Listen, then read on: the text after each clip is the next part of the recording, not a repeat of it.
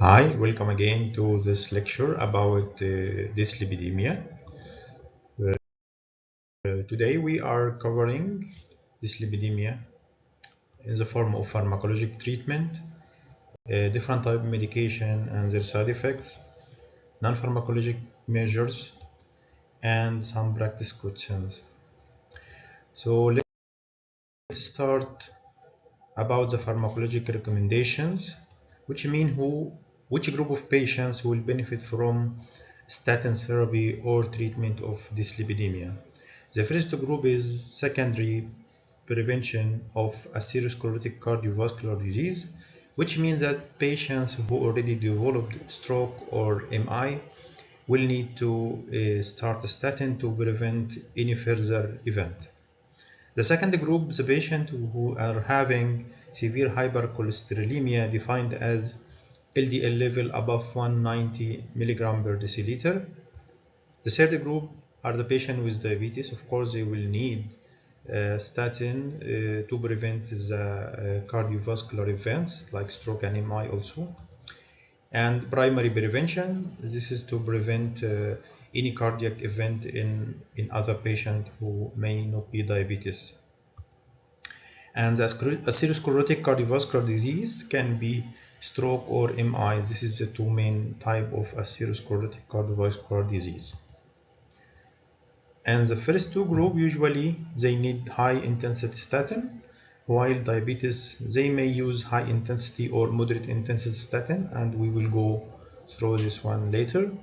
And the primary prevention group they will use moderate intensity statin, and this is why you can see a lot of prescription with different statin doses. You can see atorvastatin 10 or 20, which can be moderate intensity 40 milligram. This is high intensity, so high intensity usually as a secondary prevention, and for severe level of LDL or 80 milligram even, this also for secondary prevention. We need to understand the lab value to estimate or differentiate the type of dyslipidemia. Usually patients need to be fasting from 8 to 12 hours before doing the test.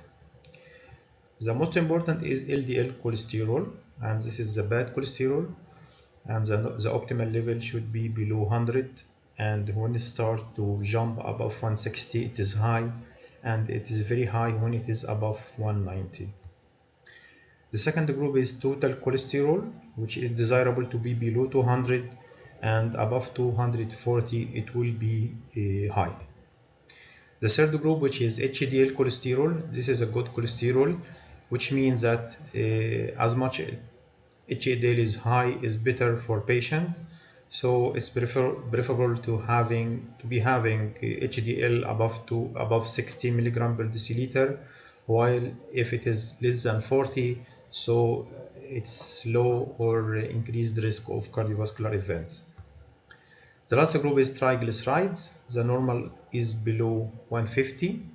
The high is above 200 to 500, and the very high can be above 500 milligram per deciliter.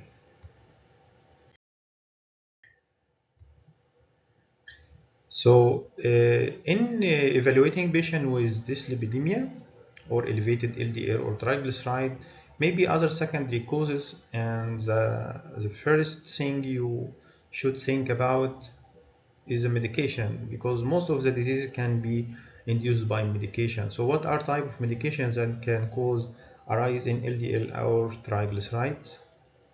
Medication which increase LDL cholesterol like amiodarone, cyclosporine, diuretics, and glucocorticoids, while medication which increase triglyceride like anabolic steroid, atypical antipsychotic like the new generation, which is olanzapine, risperidone, all this group of medication are very famous to increase triglyceride. Protease inhibitors that are used for HIV treatment like indinavir, saquinavir, all this group of medication also very famous to cause this side effect. Glucocorticoid, bile acid sequestrants, beta blocker, retinoic acid, sirolimus, this one is an immunosuppressant used for graft rejection. Tamoxifen and thiazides, because thiazide interfere with the elimination of triglycerides. Another cause of elevated triglyceride or LDL can be dietary factors. Modification in the type of diet can cause such elevation. So in case of increased LDL cholesterol can be induced by increased consumption of saturated or trans fat, of course, weight gain again, or even anorexia. So anorexia and weight gain, both of them can increase LDL cholesterol, while the increase in triglyceride can be induced by very low fat diet or high carb diet, especially refined carbohydrate. Excess alcohol also and weight gain also can increase triglyceride, of course. Some disease states also can affect and increase the incidence of high LDL or triglyceride. Some diseases where LDL is increased, like nephrotic syndrome, biliary obstruction, hypothyroidism, obesity, and pregnancy. For increasing triglycerides, this can occur with the same diseases: hypothyroidism, obesity, pregnancy, and nephrotic, plus poorly controlled diabetic and chronic renal failure. So let's go through the American College of Cardiologists and American Heart Association guideline for treatment of atherosclerotic cardiovascular disease. And previously, the treatment of dyslipidemia was based on target, mean we look at the level of LDL and we treat patient to a specific target like blue 130 or blue 100. But these guidelines changed a long time ago, and the focus mainly on the risk of atherosclerotic cardiovascular disease like stroke and MI. And usually the preferred agent is to start either high intensity or moderate intensity statin based on the patient group. So patients who having clinical atherosclerotic cardiovascular disease, which means that patient who already have MI or stroke before, so this patient must start high intensity statin if they are below 75, and if they are above 75 years they can use moderate intensity statin if they cannot tolerate high intensity statin, because we know of the statin side effect increase with age and decreased renal function, which is very common in elderly patients who are above 75 years.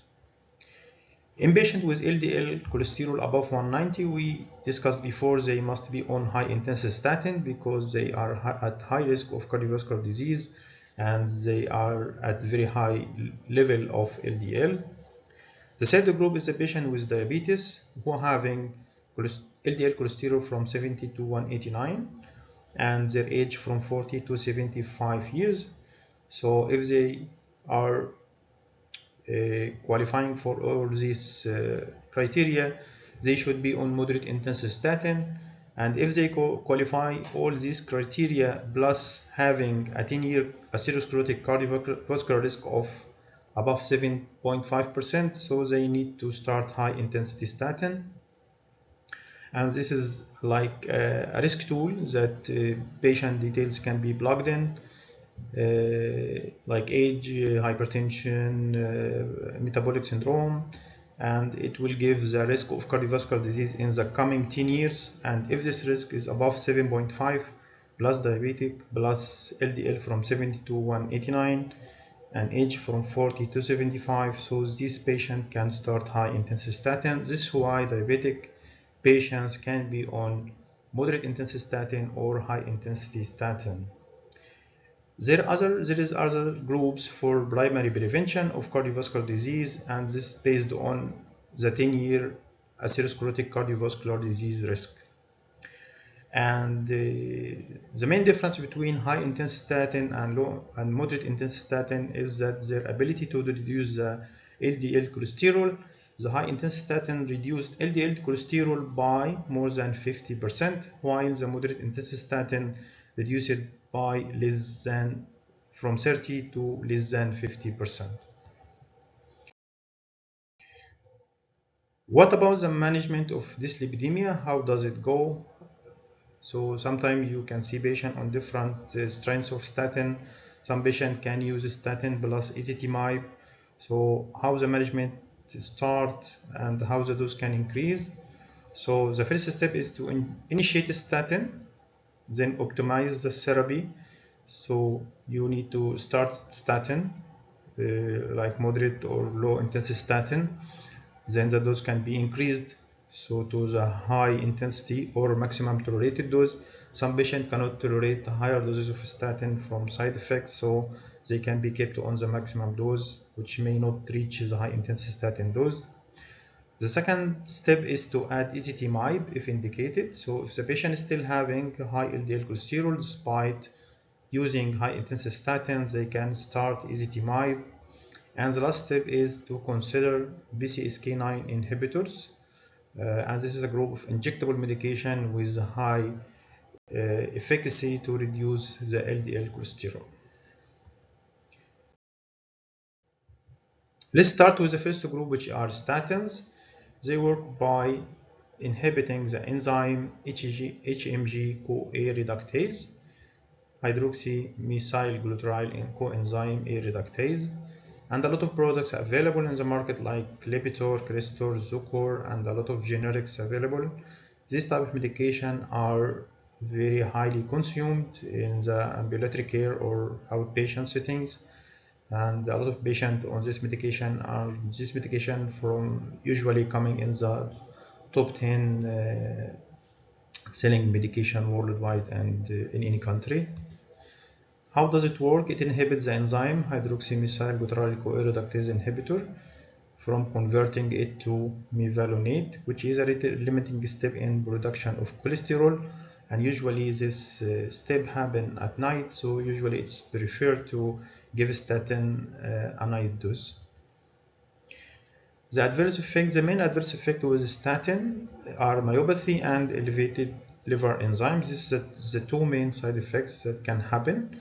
For myopathy, patient need to check the baseline creatinine kinase at baseline, and there is no need for further monitoring until the patient have any symptom of muscle pain. For elevated liver enzymes, on the start of statins, the LFTs like AST and ALT can increase, but this is normally with statin, and if it increases more than 3 times the normal level, which is usually 120 milligram per deciliter, so it's better to stop statin and evaluate the case and reinitiate later when the patient is stable. So this type of side effect need monitoring. So usually patients on statin need to have a regular check of AST and ALT. What are the contraindications? The main contraindication is acute liver disease and very highly elevated liver enzyme like ALT and AST. And some medications like macrolides like erythromycin will cause some drug interaction with statin and increase its serum level to a value that cause myopathy and rhabdomyolysis, which is a severe muscle problem. Pregnancy and breastfeeding also contraindication for using a statin. What are the main drug interaction with statin? We mentioned before the CYP enzyme inhibitors like macrolides, clarithromycin or erythromycin, while azithromycin has less effect. This type of medication will increase the level of statin and will cause myopathy and rhabdomyolysis. Another interaction with fibrates, which are commonly used for triglyceride and hyperlipidemia. If both used together, there is a high risk of myopathy and rhabdomyolysis, and this risk is very high with gemfibrozil than fenofibrate. With niacin, if the dose is greater than 1 gram per day from niacin, also increase risk of myopathy and rhabdomyolysis, but this risk is lower than fibrate. And canagliflozin, this is a new case reports for rhabdomyolysis and myopathy. We reported when using canagliflozin with rovastatin, but it's still immature data, but It's good to know this. Statin intensity, we mentioned before, the statin can be moderate intensity or high intensity statin based on its ability to reduce the LDL cholesterol. So high intensity, which reduce LDL more than 50%. The only two are atorvastatin 40 and 80 milligram and rosuvastatin 20 and 40. Moderate intensity statins, they lower LDL by 30 to 50%, and this is with atorvastatin 10 and 20, rosuvastatin 5 and 10 milligram, simvastatin 20 and 40, and other statins, but they are not commonly used now. And the low intensity statin, which reduce LDL cholesterol by less than 30%, and this with simvastatin 10 milligram. It's very important to know the high intensity statin and the moderate intensity statin. Ezetimibe, this is the second drug that can be added in the therapy in case the patient is not achieving the LDL goal. So it's available as ezetrol or a combination with simvastatin, which is energy, because it was proven from a study that the cardiovascular protection is very high when it is combined in one pill. What's the mechanism of action? It interferes with the absorption of cholesterol from the intestine. And the adverse effect, of course, it will be locally because it affects the absorption of cholesterol, so it will cause diarrhea, some upper respiratory tract infection, symptoms like, but no monitoring is necessary like the statin. Some data suggests that, as we mentioned, combining with simvastatin is superior to simva alone to prevent cardiovascular event, so that you can find energy, which is a combo of simvastatin with ezetimibe. PCSK inhibitors, this is a group of new medication which are injectables. It has high efficacy to reduce the LDL cholesterol.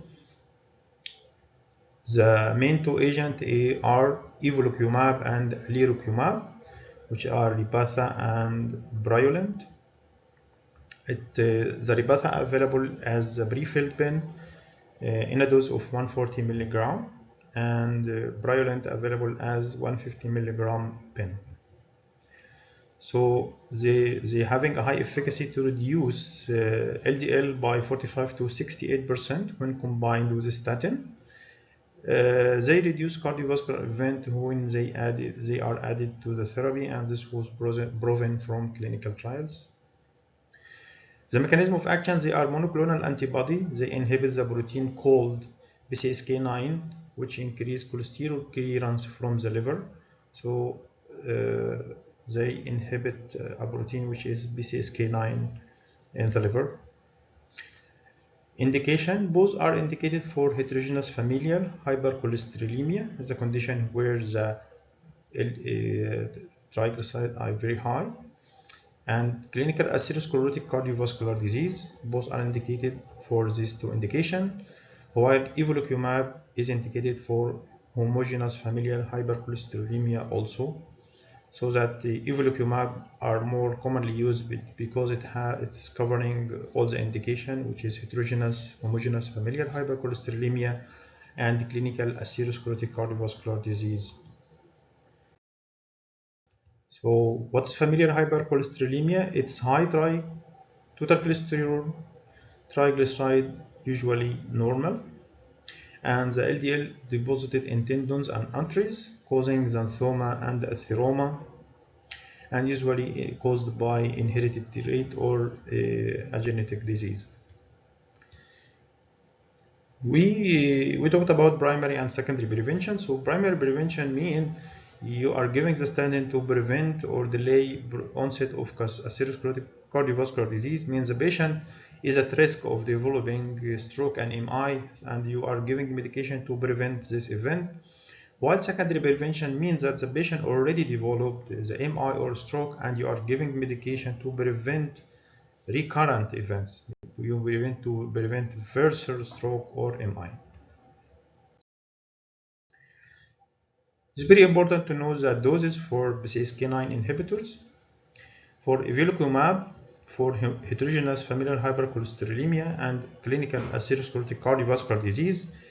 The usual dose is 140 mg subcutaneous every 2 weeks or 420 mg every month, means 3 pens per month. For homogeneous familial hypercholesterolemia, the more severe, usually they go for 40 mg or 3 pens per month. For alirocumab, the initial dose is 150 subcut every 2 weeks or 300 subcut every 4 weeks. And if LDL reduction inadequate, the dose can be adjusted to 150 subcutaneous every 2 weeks. Bile acid sequestrant, this medication works by sequestering bile acids in the stomach, so prevent absorption of cholesterol and then enhance the conversion of the cholesterol inside the body or elimination of the cholesterol in the body. And the main agents in this group are cholestyramine, cholestyramine, and cholecalciferol. They are not frequently used right now. The main focus now on statin and ezetimibe and PCSK9 inhibitors. So they bind bile acids and disturb enterohepatic circulation of bile acid, so the liver will convert the cholesterol into bile acid to replace the bile acid, so in consequence the cholesterol level will decrease. The main adverse effect is GI distress and constipation, because of course they work on the GI and impact the bile. Drug interactions, they decrease absorption of many other drugs because they are sequestering agents. They can combine with a lot of medication, preventing their absorption, like warfarin, amiodarone, levothyroxine, digoxin, ezetimibe, and thiazide. So the recommendation is to administer these drugs 1 to 2 hours before or 4 hours after this bile acid sequestrant. So if you are using the bile acid sequestrant like cholestyramine, there must be a space 2 hours before or 4 hours after using any other medication to prevent the interaction. So the contraindication is complete biliary obstruction, because they also further deteriorate the condition. Also raised triglyceride, especially if it is above 40 mg per deciliter, because they will increase the triglyceride. Niacin, also not commonly used right now, and this medication works by inhibiting mobilization of free fatty acid from peripheral adipose tissue to the liver, so it reduces the synthesis of triglyceride and the LDL. Adverse effects, the most common is flushing, hyperglycemia, hyperuricemia, and the focus mainly on flushing. It's contraindicated in liver disease and active peptic ulcer disease, in caution with patients with gout, and flushing, which is the main side effect or the primary focus, can be minimized by using aspirin or NSAID 30 to 6 minutes before the niacin dose, or taking at bedtime with food, or using slow titration of medication, because it starts with 500 mg and the dose can be increased to 1 mg or 1 gram or 2 grams per day. Or avoid any hot spicy food or hot shower at the time of the administration of the medication. According to the AHA-ACC guidelines, so there is no routine use for niacin for treatment of LDL cholesterol.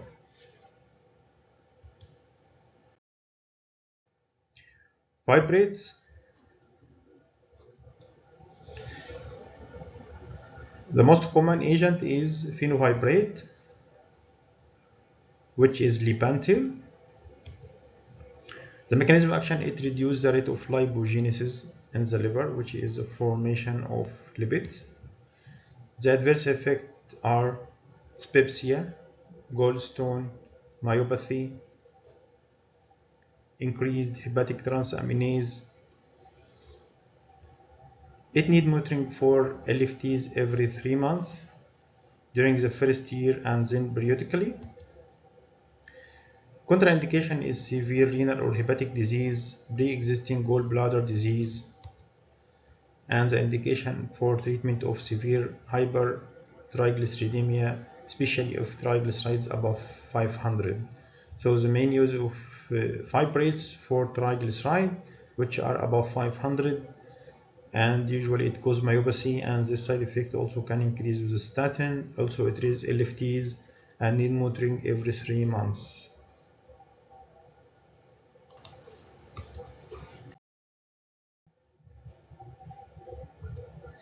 Omega-3 fatty acids, and the most common agent is Omacor. They reduce hepatic production of very low density lipoproteins, and then they possibly reduce the hepatic synthesis of triglyceride. The adverse effects are arthralgia. Bleeding is the very most common because they inhibit platelet aggregation. GI effect like burning taste, dyspepsia for high doses. And the usual dose is 2 to 4.8 grams per day in a single dose or divided doses. What are the special population for hyperlipidemia? The patients who are above 75 years, usually we start moderate intensity statin instead of high intensity statin because of the side effects. Sometimes we can consider discontinuing the statin if the patient have functional decline, multimorbidity, a lot of disease states, frailty, or reduced life expectancy. In this stage, the benefit of statin is not so high, so it's better to stop statin. So it is not usually giving high intensity statin or moderate intensity statin based on the disease state, but we consider the age, especially above 75. In hypertriglyceridemia, so the main goal is to prevent pancreatitis, because in very high level of triglyceride will cause pancreatitis. We need to also evaluate secondary causes of triglyceride, like we mentioned before, disease states or medications or nutrition status. So for moderate hypertriglyceridemia, where the level is from 175 to 500, so we need to treat lifestyle, comorbidity, and medication. We can use medication and medication which can increase triglyceride. If it's still persistently high and a atherosclerotic cardiovascular disease risk of 10 years above 7.5, this type of medication, they need to start statin or increase the statin dose.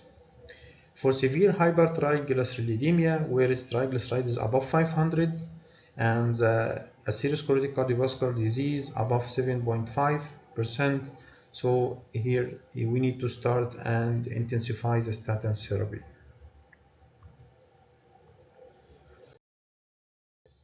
What are the non-pharmacologic recommendations? Are very simple. The heart healthy diet, which is focusing on adopting DASH diet, which is dietary approach to stop hypertension, or using Mediterranean diet. The main focus is to consume a lot of fruit and vegetables, whole grains, low fat and dairy products, skinless poultry and fish, a lot of nuts and legumes, to limit sweets and sugar sweetened beverage and red meat, and to lower the intake of saturated fat and replace this one with unsaturated fat, especially polyunsaturated fat.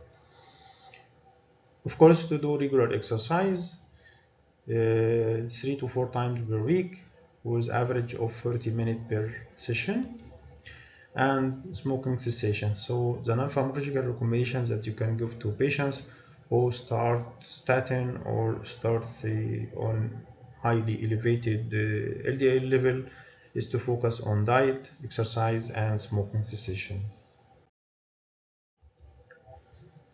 Let's go for some practice question. So according to the ACCHA guideline for blood cholesterol, which is described as a high intensity statin dose. So it is Brava 20, Lovastatin 20, Atorvastatin 40, or Rosuvastatin 10 milligram.